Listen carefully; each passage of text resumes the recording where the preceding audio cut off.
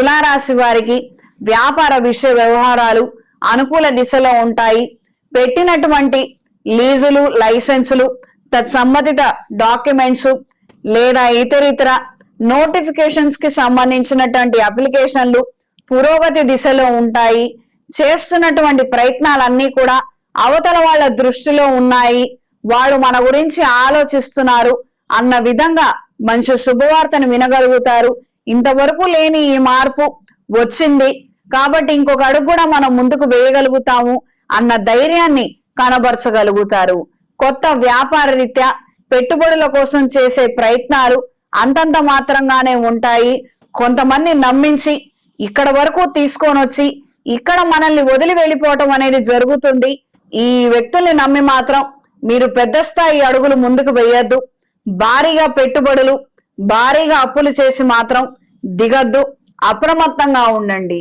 Construction విషయాలు, భూముల క్రయ విక్రయాలకు సంబంధించినటువంటి అంశాలు కాస్తంత స్తబ్దుగా ఉండటము, కదలిక లేనటువంటి విధంగా పరిస్థితులు ఏర్పడతాయి.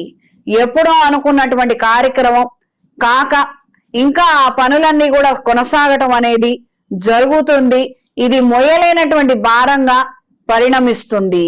దూర ప్రయాణాలు, ఆకస్మిక దూర ప్రయాణాలు చికాకులకి, గొడవలకి తప్ప మరే విధమైనటువంటి ఉపయోగం ఉండదు.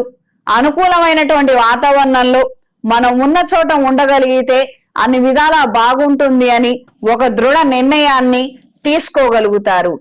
సంతానానికి సంబంధించి కాస్తంత ఆందోళన కలిగించే అంశాలు బయటపడడము, వాళ్ళకి రకరకాలైనటువంటి స్నేహాలు, తద్వారా కొన్ని అలవాట్లు, ఇతర విషయాలలో మార్పులు వస్తున్నాయని గ్రహించి వెనువెంటనే కొన్ని మంచి నిర్ణయాలను తీసుకోగలుగుతారు. అవి అనుకూలంగా ఉంటాయి.